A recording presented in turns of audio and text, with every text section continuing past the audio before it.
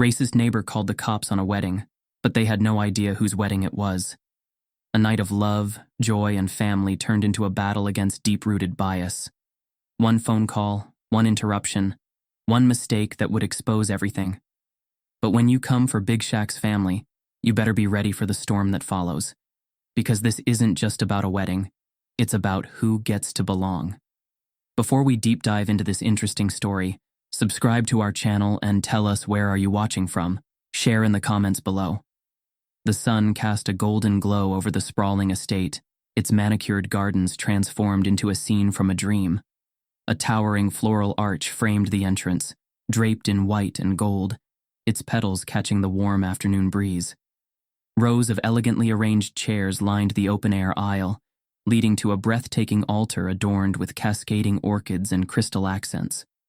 Everything about the setup exuded sophistication, wealth, and love, exactly what Amira O'Neal had envisioned for her wedding day.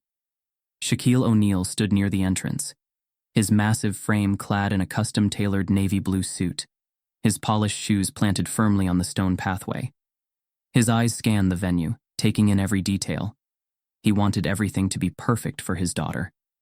Not just because it was her wedding day, but because she deserved a moment where the world saw her for what she truly was: strong, beautiful, and worthy of a celebration fit for royalty. Guests arrived in waves, stepping out of luxury cars, laughter and conversation filling the air. NBA stars, Hollywood celebrities, business moguls, and longtime family friends, all dressed in their finest, mingled beneath the twinkling chandeliers suspended from the massive oak trees. The energy was electric, a celebration of love, legacy, and the sheer joy of a father giving his daughter away. But not everyone shared in the joy. Across the estate, nestled behind an iron-gated mansion, an older woman stood by her window, lips pursed in disapproval.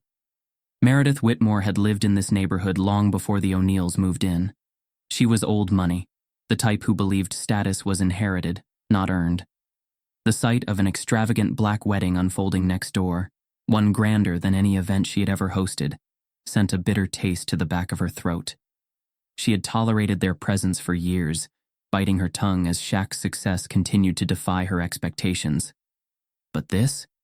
A wedding of this magnitude right next door to her home? The music, the people, the audacity of it all? It was simply too much. Meredith's fingers curled around her phone as she stared at the spectacle unfolding below. She didn't care who they were. She didn't care that Shaquille O'Neal was a multimillionaire, a legend. In her eyes, this was an invasion. With narrowed eyes and a smirk of self-righteousness, she dialed 3 simple numbers. 911, what's your emergency? Meredith exhaled, feigning distress.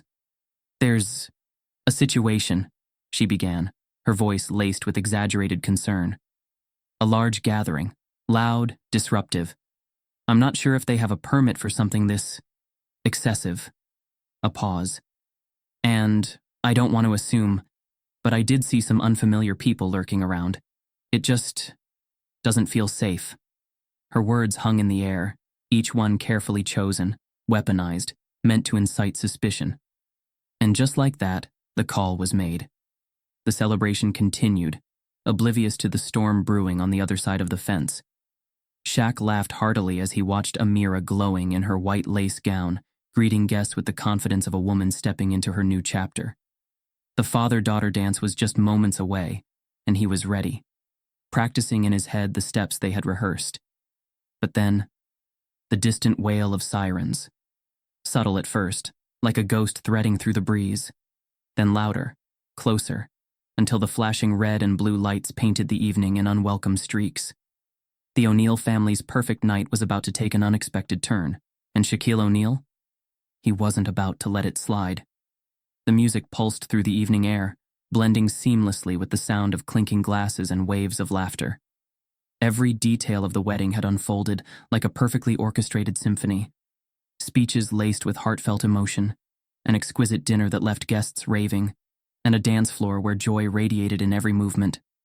Shaquille O'Neal stood near the head table, watching his daughter bask in the glow of her perfect night. Amira was laughing, her hands wrapped around her new husband's as they swayed gently to the rhythm of a slow song. Shaq had always been proud of his daughter, but tonight, there was something different about the way he looked at her, an acknowledgement that she had stepped fully into her own, carrying the strength of her name with poise and grace. And then, the distant cry of sirens. At first, the sound barely registered, buried beneath the hum of celebration. But as the wailing grew louder, closer, an unease settled over the guests. Conversations faltered, heads turned. Then, from the tree-lined driveway, the unmistakable glare of red and blue lights sliced through the night, washing over the elegantly decorated venue. Police cars. Shaq's jaw tightened. The wedding had been a grand affair, but every permit was in place. Security had been arranged. There was no reason for law enforcement to be here, none that made sense at least. The music faded as the crowd slowly realized what was happening. Servers froze mid-step, guests exchanged uncertain glances, and somewhere near the back, the murmur of speculation began to ripple. Then, the doors of the lead police car swung open. From the shadows of the streetlights emerged a figure draped in an air of self-importance. Beverly Langston. She had lived in this neighborhood for over 3 decades, watching from her pristine porch as the community shifted, as new wealth, different wealth, began to move in. It had been tolerable, barely. But tonight, the sight of this wedding, of these people celebrating in such grandeur, it had pushed her past her threshold. She had called the cops, and now here they were, responding to her carefully constructed complaints. Beverly stepped forward, her hands clasped primly in front of her. The officers met her near the gate, listening as she spoke with an air of exaggerated concern. She pointed toward the venue, her lips forming words laced with coded accusations. Unauthorized event, noise violations, suspicious activity. Shaq didn't need to hear her to know exactly what she was saying. His hands curled into loose fists at his sides as he inhaled deeply, steadying himself before moving forward. As he did, he caught sight of Amira, her expression shifting from confusion to quiet disbelief.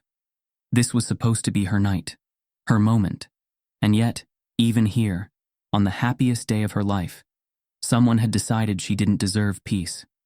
The officers moved toward the entrance of the venue, their presence undeniable, their hands resting casually on their belts. Though they weren't overtly hostile, the weight of their authority was enough to cast an unwelcome shadow over the celebration. Shaq intercepted them before they could fully step inside. "Evening, officers," he said, keeping his voice measured. His stature alone commanded attention, his sheer presence impossible to ignore. "Mind telling me what's going on?" The lead officer, a man in his late 40s with tired eyes, adjusted his stance. "We got a call about a disturbance," he said, glancing past Shaq toward the gathering crowd. A neighbor reported excessive noise, possible permit violations. Shaq's lips pressed together. "We have all the permits. Everything's legal." Beverly cleared her throat from behind the officers, stepping closer, her face twisted into an expression of faux sympathy. "I hate to be that neighbor," she drawled, her voice thick with condescension. "But the noise has been unbearable, and I wasn't sure if everything was properly handled. You understand?" Shaq turned his head slowly, locking eyes with her. "Properly handled?" Beverly didn't flinch. If anything, she tilted her chin up slightly, as if doubling down on her position. "It's just a lot.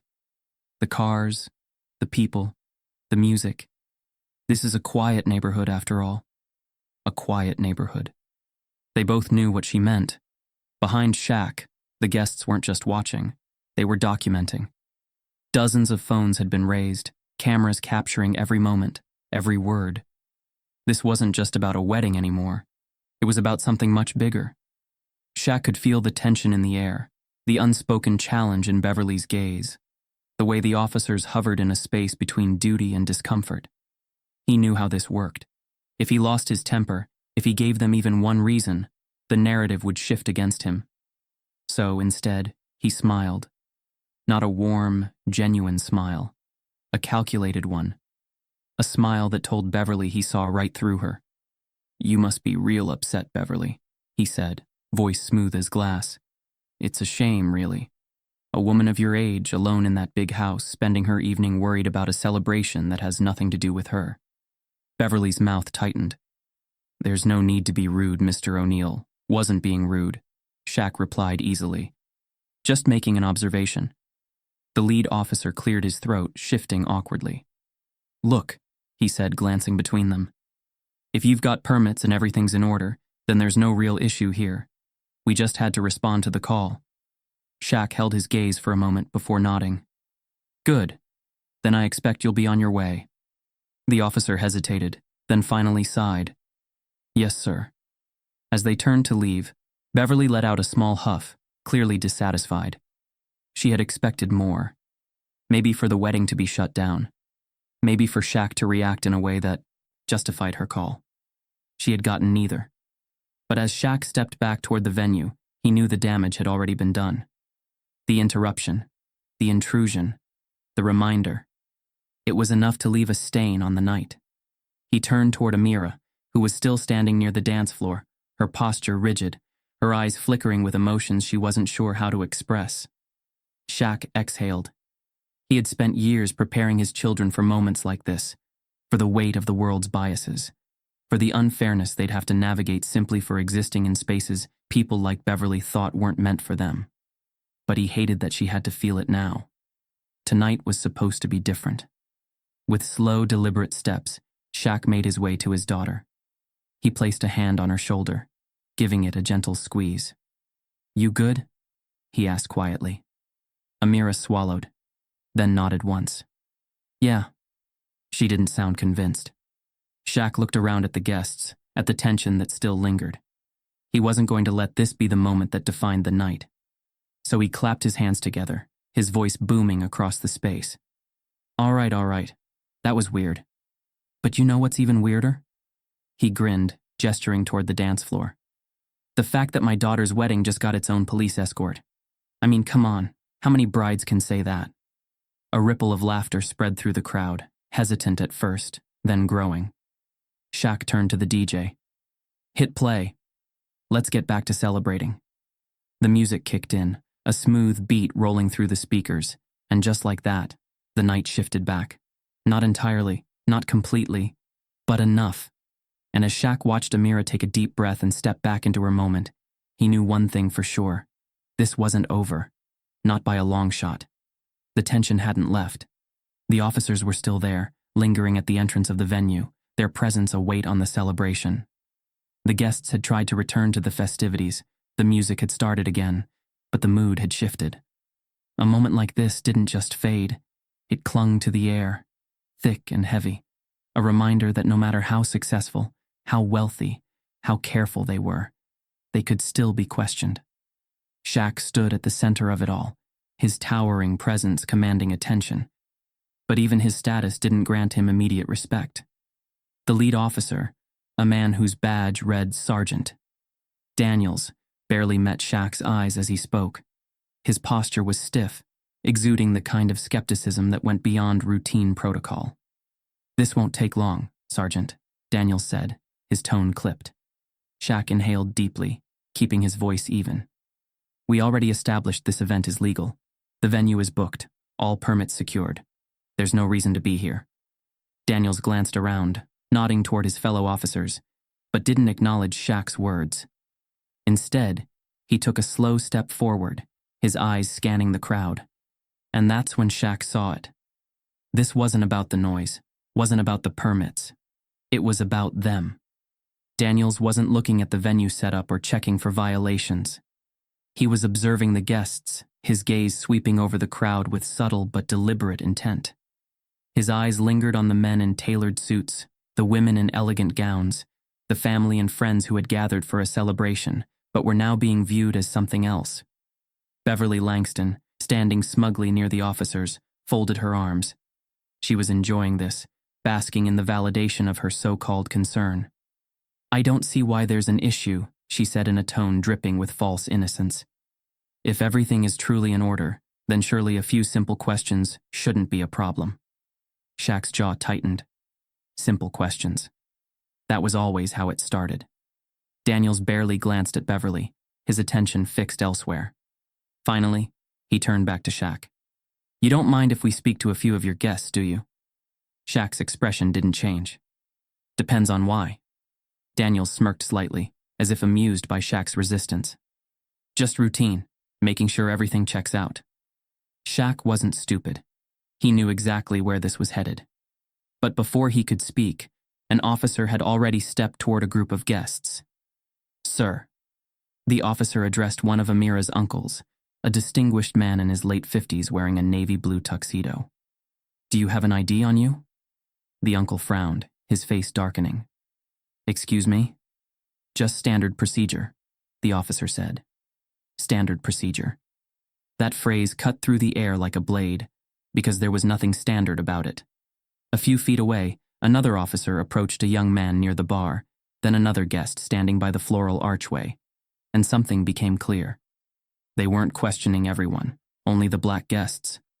The white attendees, some of Elijah's family, a few business associates, stood undisturbed, watching the scene unfold with uneasy expressions, but never once being asked for identification. Shaq's blood boiled. He had been through this before.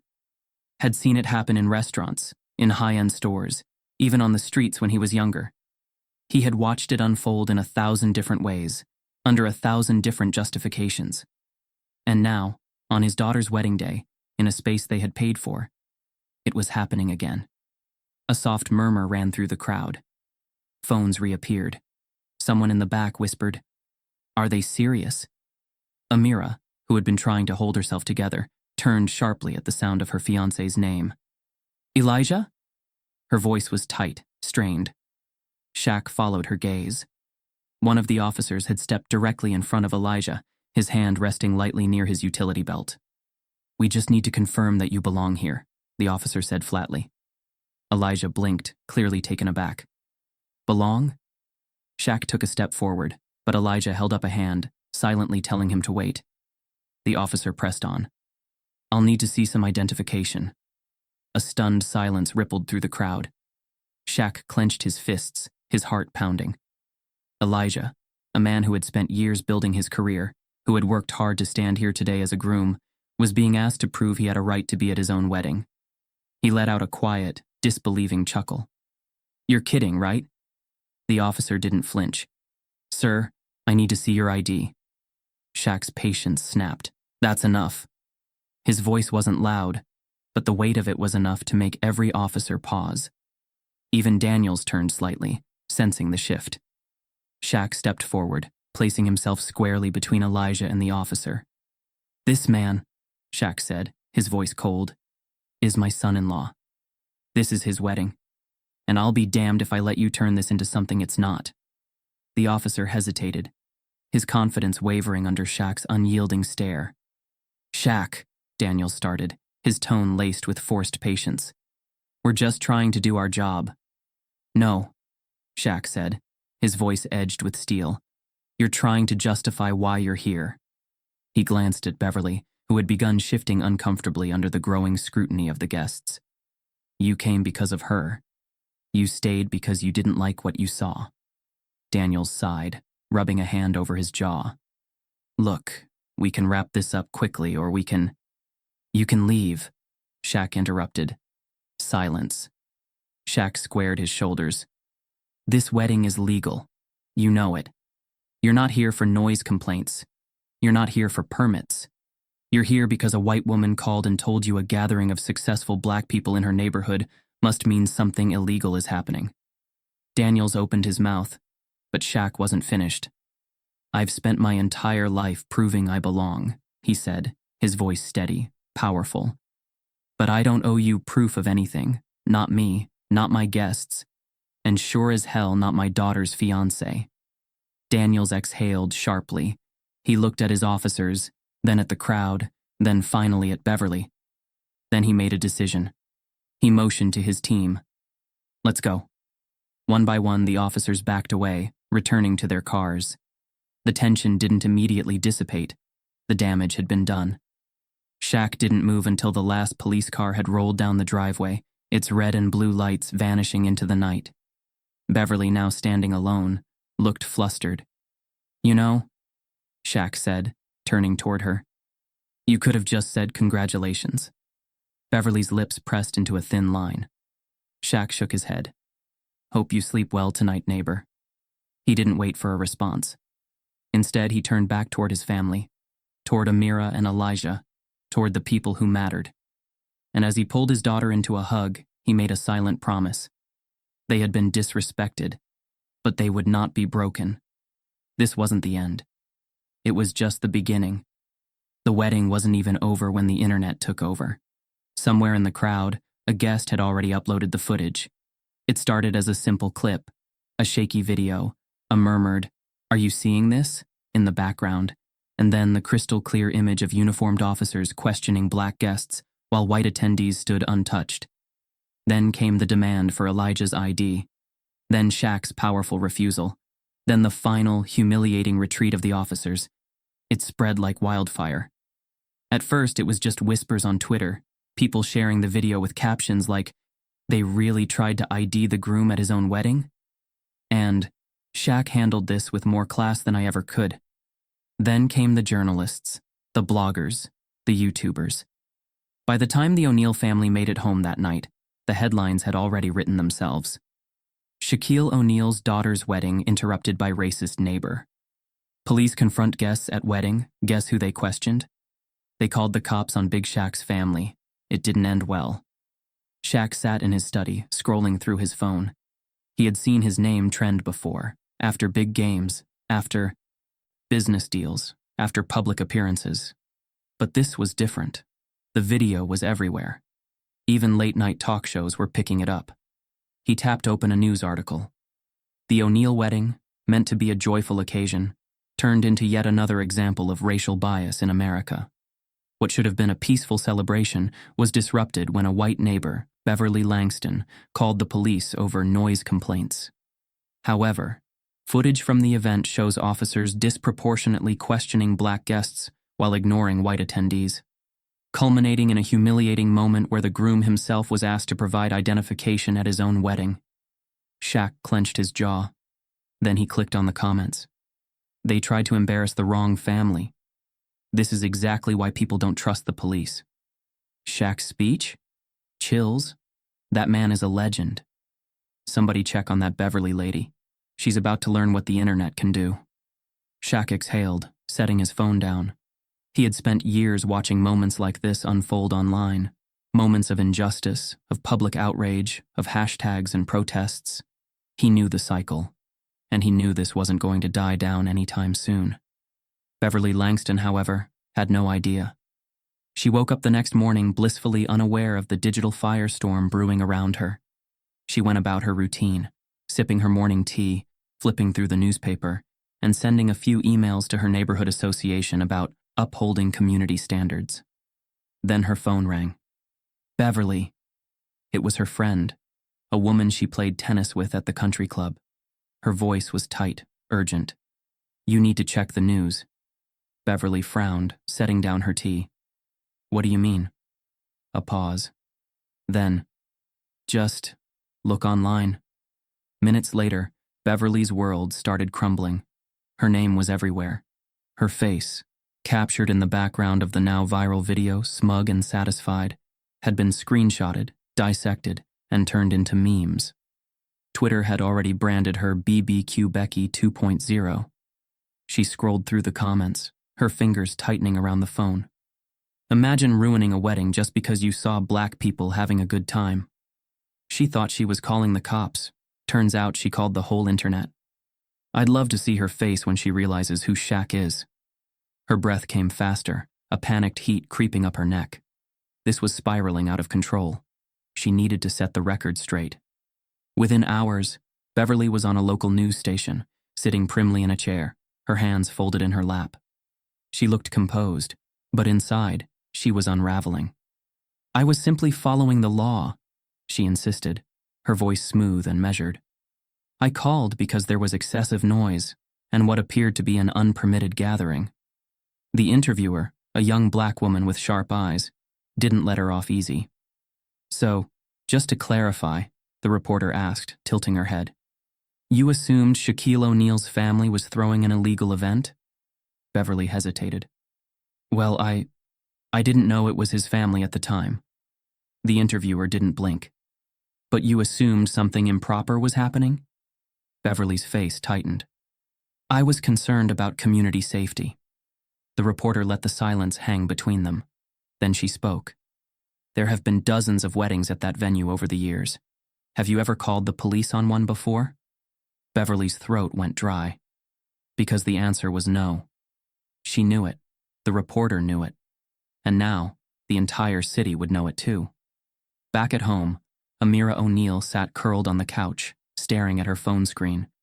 Her wedding should have been perfect, should have been the best day of her life. Instead, it was now a viral moment.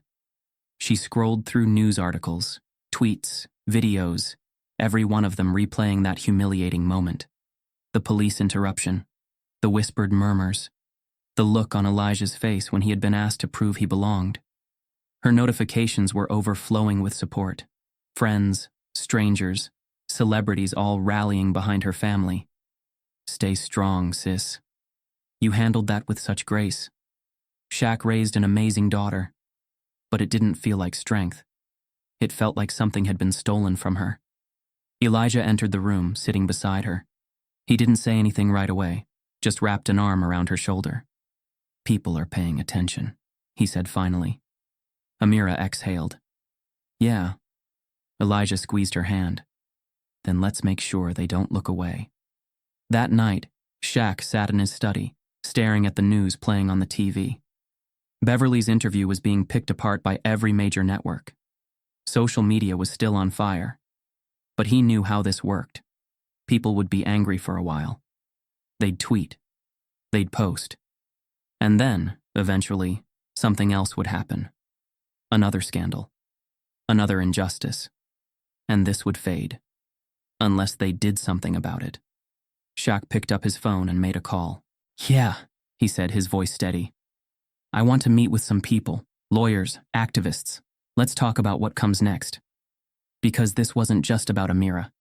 This wasn't just about a wedding. This was about every black family who had been told, subtly, quietly, legally, that they didn't belong. And if the world was watching now, then it was time to show them something real. Shaq had spent his life handling things with composure. On and off the court, in business, in life. He knew how to play the long game. But this was bigger than a wedding. Sitting in his study, he leaned forward, elbows on his desk, scrolling through articles, old news reports, and local records. Beverly Langston wasn't just some nosy neighbor with too much time on her hands. She was a pattern, a problem. A gatekeeper of a system that had been quietly keeping people like him and his family in their place for years. She had done this before. Shaq's jaw tightened as he read. There were complaints, dozens of them. Reports buried in city files dating back years. She had filed noise complaints against black families who moved into the neighborhood. She had reported teenagers for looking suspicious near parks and playgrounds. She had objected to black-owned businesses applying for permits in the area, citing community integrity as her concern. And she wasn't working alone. She had connections, a city councilman, a police captain, a board of local business owners who made sure the right people got approved and the wrong ones got pushed out.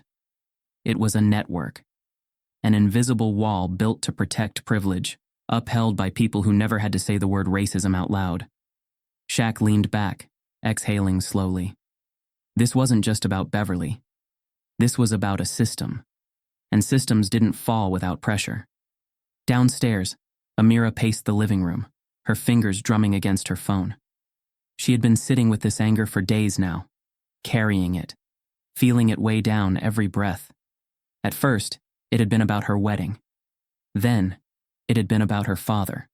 But now it was about every black woman who had ever been told to lower her voice. Amira O'Neill had never been the type to stay silent. She pulled up her social media, hands steady, and hit Go Live. Within seconds, thousands of people tuned in. She looked into the camera, eyes burning with something sharper than sadness. You all saw what happened at my wedding, she said, her voice even.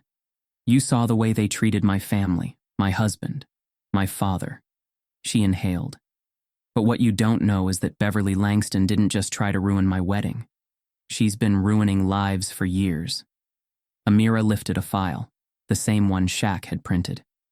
This woman has been calling the cops on black families for decades. She's been stopping black businesses from opening in our neighborhood. And guess what? The city let her. The police backed her. The system enabled her. Her voice didn't shake. So this isn't just about me anymore. This is about all of us. She paused, letting the words settle before delivering the final blow. We're done being polite. And just like that, the internet had a new mission. By the time Shaq saw Amira's video, it had already hit 1 million views. Celebrities were sharing it. Activists were dissecting it. People were pulling old records, digging up every piece of Beverly's past they could find. A petition surfaced. Remove Beverly Langston from the neighborhood committee. It gained 50,000 signatures in under 24 hours.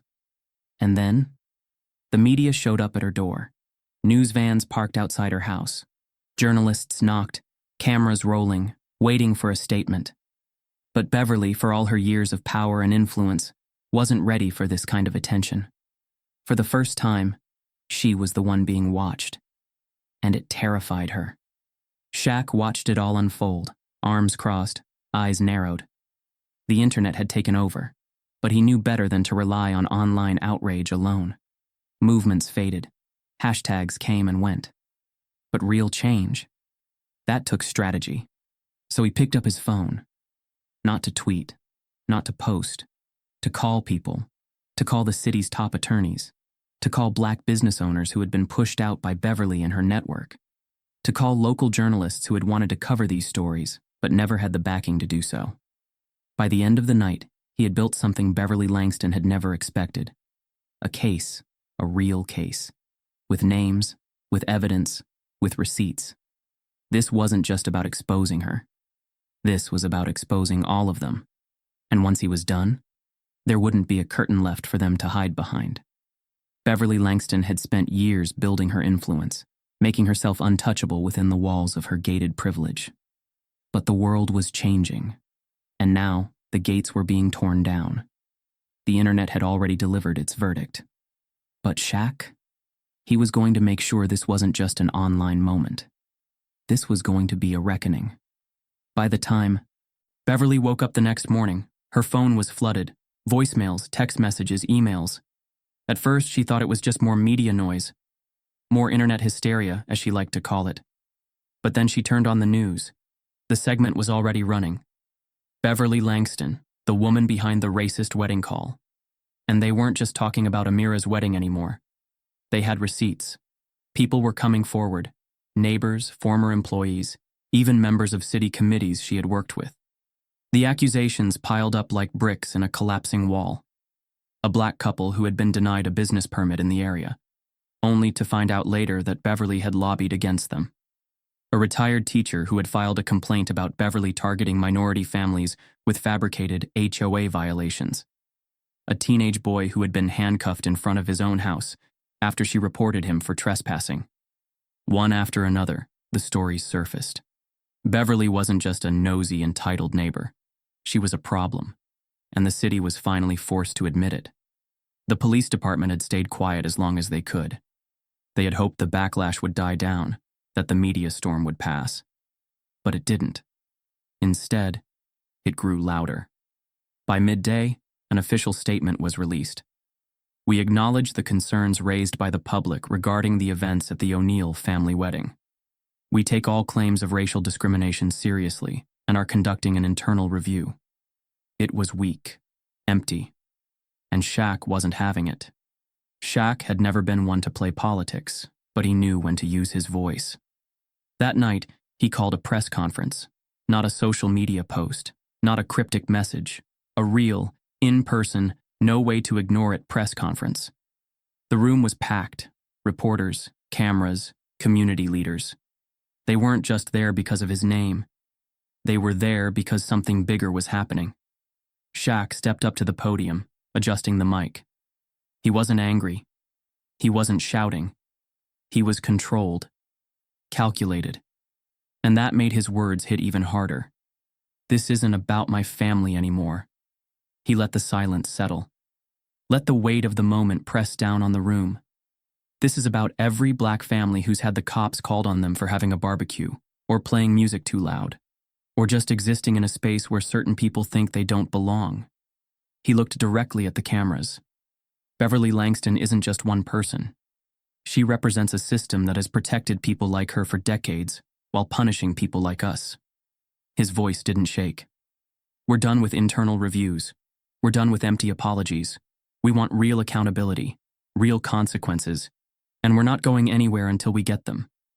The room erupted in questions, but Shaq had said what needed to be said. Now, it was time to watch the dominoes fall.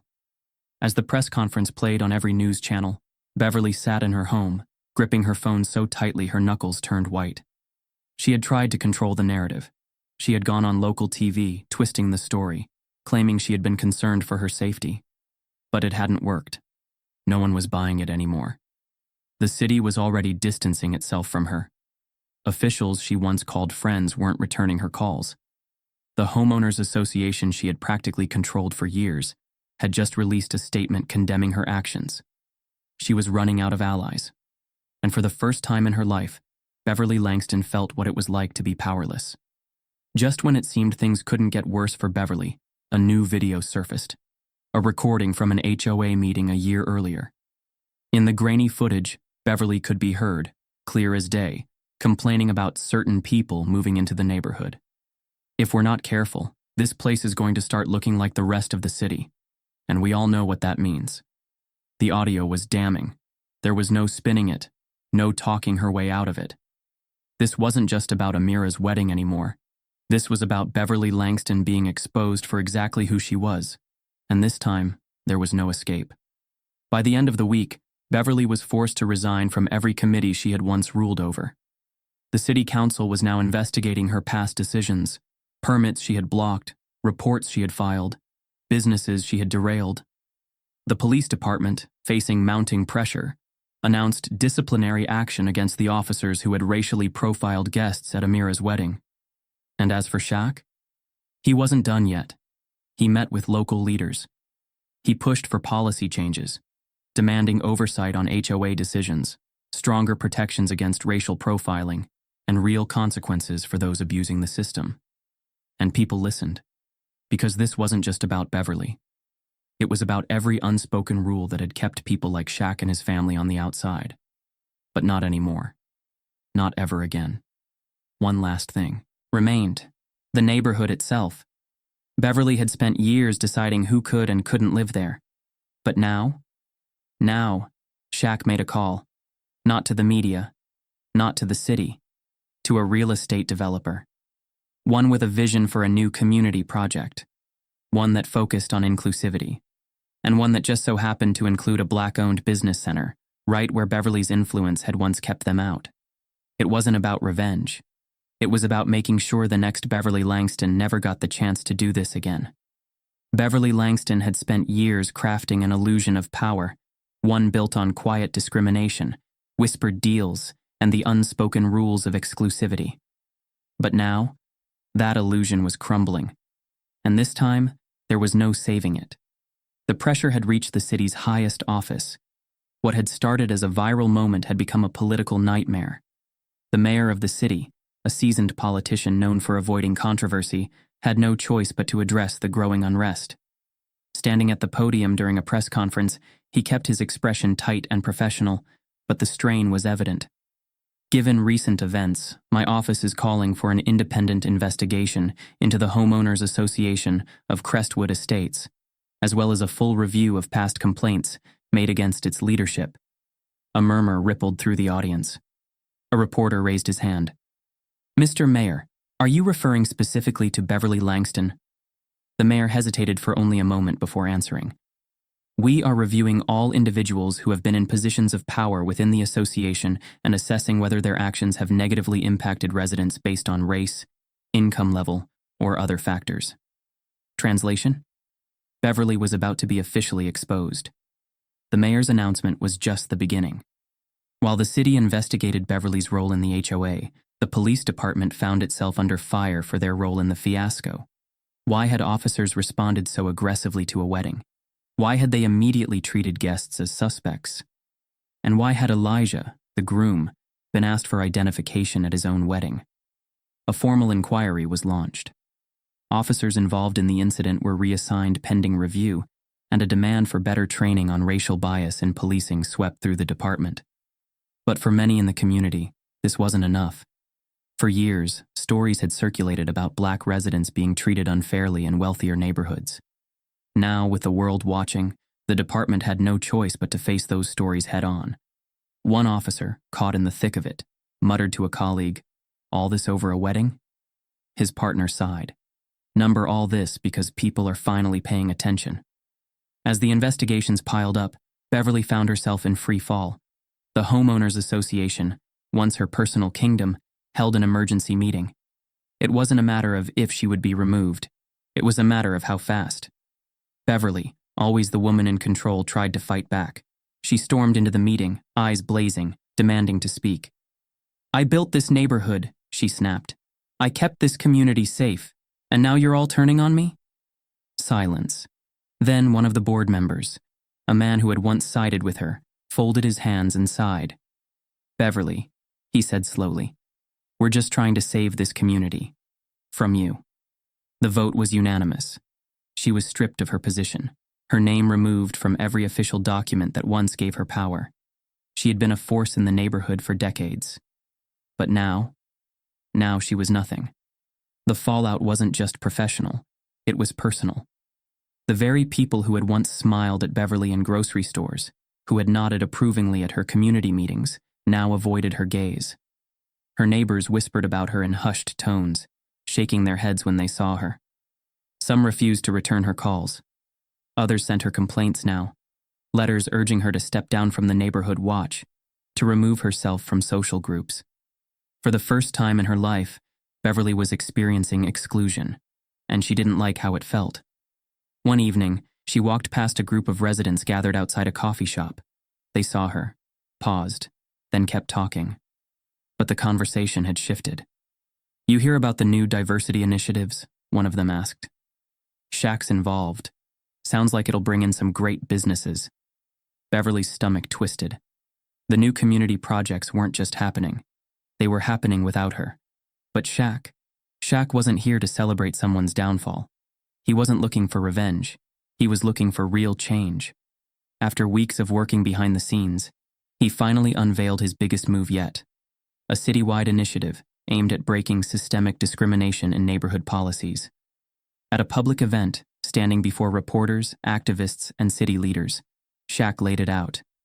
For too long, certain neighborhoods have had unwritten rules about who belongs. We're going to change that, starting with policies that make sure Black families, minority-owned businesses, and working-class citizens have the same opportunities as anyone else. The proposal included a new oversight committee reviewing homeowners associations for discriminatory practices, legal support for families facing biased zoning restrictions, funding for Black-owned businesses to thrive in wealthier districts. And the best part? He had the city backing him up. Shaq wasn't just fixing what had happened at his daughter's wedding. He was rewriting the rules of the game. Beverly, watching from the shadows, knew what this meant. Her way of doing things. It was over. She could try to fight it, spend her remaining days bitter, blaming cancel culture and political correctness. Or she could adapt. For weeks, she wrestled with it. And then one morning, she did something no one expected. She walked into a local community center and signed up to volunteer. Not because she wanted redemption, but because, for the first time in her life, she had nothing else left. Maybe she would learn. Maybe she wouldn't. But one thing was certain. Beverly Langston had finally felt the weight of consequence. And that was the beginning of something new. The weight of the past few weeks still lingered. But in the end, Amira and Elijah refused to let their love story be overshadowed by hatred. This was their moment, and they were going to take it back. In a secluded estate outside the city, surrounded by only their closest family and friends, Amira and Elijah stood under a canopy of soft golden lights. This wasn't the wedding that had been planned. The grand spectacle was gone, replaced by something smaller, more intimate.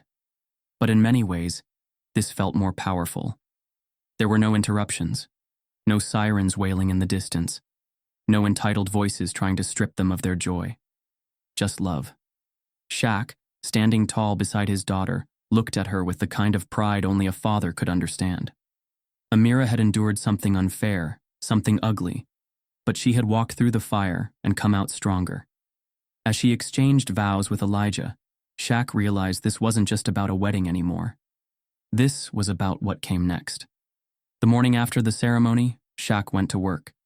He had been having quiet meetings behind the scenes, calls with business leaders, city officials, activists who had been fighting battles like this for years. Now it was time to make those conversations public.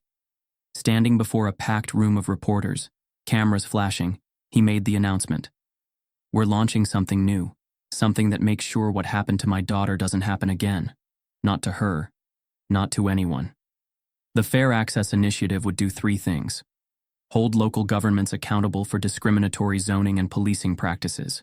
Fund Black-owned businesses in areas that had historically been closed off to them. Provide legal support to families facing racial profiling in neighborhoods. And Shaq? He wasn't just putting his name on it. He was putting his money into it. Within days, support flooded in. Activists who had been fighting these issues for years finally had the momentum they needed. Celebrities, athletes, and business leaders stepped up to donate, ensuring this wasn't just a one-time headline, but a movement. Some city officials hesitated. This wasn't the kind of change that came easily, but the pressure was mounting. The public had seen the injustice, and they weren't about to let it slide. Lawsuits were filed, investigations deepened. And in neighborhoods like Crestwood Estates, where silent barriers had existed for decades, those barriers were starting to crack. Change wasn't coming quietly. It was coming with force. Meanwhile, Beverly Langston, once the queen of her community, found herself alone. She had lost everything: her seat on the homeowners association, her influence, her voice. Even the people who had once nodded along with her bigoted whispers now kept their distance. She was toxic. Her name had become a stain, something people didn't want to be associated with. And so, she did what people like her always did when they lost their power. She disappeared. She stopped showing up to meetings, stopped speaking to neighbors, stopped being the woman who once dictated the rules of who belonged. Because now, she was the one who no longer belonged. As time passed, the noise surrounding the incident died down. The headlines faded, the viral clips became archived stories, and people moved on. But for Shaq, this was never about one viral moment. This was about legacy. One evening, as he sat on his back patio, watching the sun dip below the horizon, Amira joined him. She leaned against his shoulder, silent for a moment before speaking. "You really did it, Dad," she said softly. Shaq exhaled, wrapping an arm around her. "We did it," he corrected, because this wasn't just his fight. This was bigger than him. Bigger than Amira. Bigger than the wedding. This was about every Black family who had ever been told they didn't belong. Every couple who had ever been questioned instead of celebrated. Every young girl who had ever been made to feel like she needed to prove she deserved to be in a space that should have welcomed her. This was about changing the rules. And for the first time, Shaq knew. They had won something real. And it was only just the beginning. A year had passed, 12 months since a wedding turned into a headline. Since a moment of joy was nearly stolen by ignorance. Since Shaq had looked into his daughter's eyes and seen the weight of something far bigger than a single night pressing down on her. But today was different. The sun hung high over Crestwood Community Center, its glass-paneled facade gleaming in the light. Children ran through the front courtyard, their laughter carrying over the fresh-painted mural that read, "We belong." This place hadn't existed a year ago. It had been nothing more than an idea, a dream fueled by frustration, by a need to do something that would last. Now it stood as a direct result of what happened at Amira's wedding, a project funded by the Fair Access Initiative, built in response to a community that had long been shut out. Inside, the energy was electric. Families toured the new space, state-of-the-art classrooms, a business incubator for minority-owned startups, a legal aid office dedicated to fighting housing discrimination. This wasn't just a building. It was a message. Shaq stood near the entrance, watching it all unfold, arms crossed over his broad chest. This was why he fought. Amira and Elijah walked in together, hand in hand, taking it all in. Elijah squeezed her fingers gently. "Can you believe this?"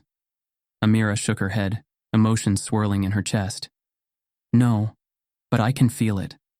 She could feel the shift in the air, the way people carried themselves differently, the way kids existed freely in a space where their parents might have once been told they didn't belong. She saw the plaque on the wall near the entrance. "This community center stands as a promise to ensure no one is made to feel unwelcome in the spaces they call home." And beneath it, "Dedicated to the future of Crestwood, in honor of Amira and Elijah." Her breath hitched. She hadn't known about this. Shaq, watching from a few feet away, smirked. "Surprise." Amira turned to him, eyes glassy. "Dad, you didn't have to do this." Shaq shrugged. "Yeah, I did. Because this wasn't just for her. This was for everyone. Crestwood wasn't perfect, not yet. There were still whispers, still people who clung to old ways of thinking. But something had cracked. Beverly was gone, moved away, her house sold quietly. Without her grip on the homeowners association, changes had come fast. Discriminatory policies were overturned. New businesses were welcomed instead of blocked. The police department, still under scrutiny, had been forced to adjust how it responded to calls like the one made on Amira's wedding day. People had learned. And once you saw the truth, there was no unseeing it. As the ribbon-cutting ceremony wrapped up, Shaq stood at the back of the crowd, watching his daughter shake hands with community leaders, smiling, thriving. He felt something deep in his chest. Pride, yes, but also relief. Not because the fight was over, but because for the first time, it felt like they had truly won something that mattered.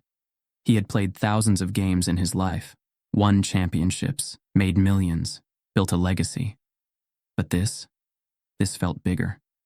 Amira turned, catching her father's gaze. She walked over, reaching up to straighten the collar of his suit. "You good?" Shaq nodded, his voice softer than usual. "Yeah, you." She exhaled, looking around the center again. "I think we did it, Dad." Shaq's smirk returned. "Nah, we just got started." Because this had never been just about a wedding. It was about breaking barriers, and in the end, they hadn't just celebrated a marriage. They had reshaped a community. This isn't just a story, it's reality. It happens every day, in places that claim to welcome everyone. But change doesn't happen in silence. Speak up, show up, hold them accountable. Because the next name trending could be yours.